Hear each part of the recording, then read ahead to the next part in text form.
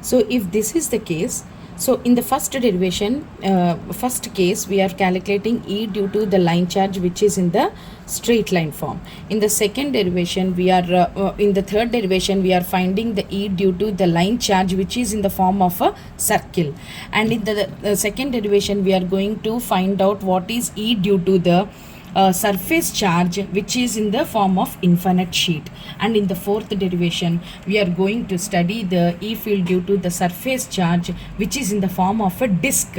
Okay, so let us, in all these four, it is important to draw the diagrams. If once the diagram and the basic formula is written, rest of the things are very easy.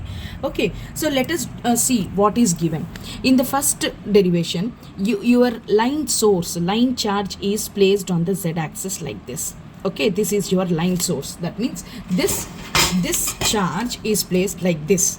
Okay, and what is the, we are calculating what, this is your source, idi source valla, what is your electric field at any point of interest. My point of interest is P, my point of interest is P. Here also my point of interest is P. So everywhere my point of interest is P. And what is, for that, what is the point of source? The point of source can be any point on this line. Okay, any point on this line. So I am taking a small differential length dl here, and I am assuming the point of source is 0, 0, z prime, and my point of interest is x, y, z. Since it is in the this plane, so the coordinates in the cylindrical form are nothing but rho, 0, z for this point. Okay, so we are staying in phi is equal to 0 plane. We are taking the point of interest in phi is equal to 0 plane, 0 degrees plane. Hence, the point x, y, z will be represented as rho, 0, z here. Okay, and what else you have to remember here is you have to draw a perpendicular line from the point of interest onto the z-axis, and that perpendicular distance we call it as rho.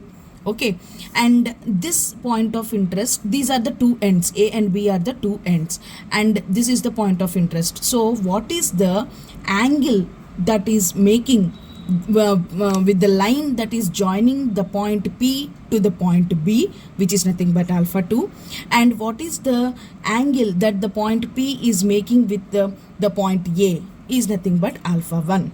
Okay, I am taking the point of source as dl, right? So I am joining this line also, point of source to the point of interest, and I am calling the distance between the point of source to the point of interest as r, and the angle that this line is making with respect to the perpendicular line is nothing but alpha. Okay, this is alpha 2, this is alpha, this is alpha 1. This is our assumption.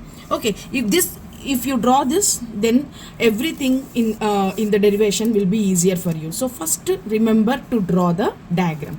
Okay, if this is the case, in you have written the diagram here, right, for the line charge, straight line charge. Now come to the line charge which is placed in the form of a circle.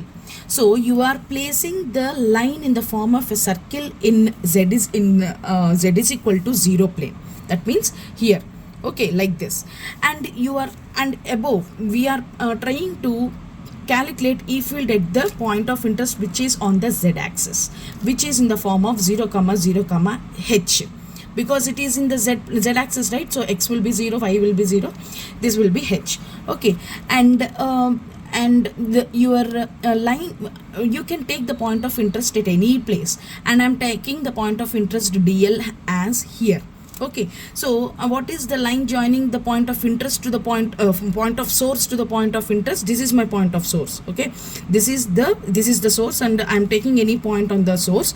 This is the point of source, and this is the line joining the point of source to the point of interest, and that distance we call it as r. Okay, and in the same way, if you take a infinite sheet, this is the infinite sheet which is placed again on the z is equal to 0 plane or xy plane. Okay, and we have to calculate the calculate the E field at the point of interest which is above this sheet. That means here.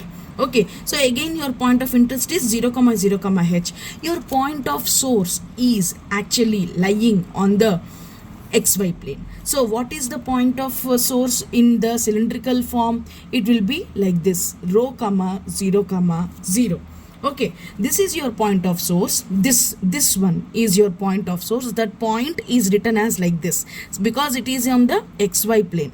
Okay, because it is on the xy plane, and this is your point of interest 0 comma 0 comma h. And in the same case, if you come to the sheet charge only but in the form of a circular disc, not as an infinite sheet, then your point of source is again on the xy plane, which is nothing but rho comma 0 comma 0, and your point of interest is which is lying on the z axis, which is nothing but 0 comma 0 comma h.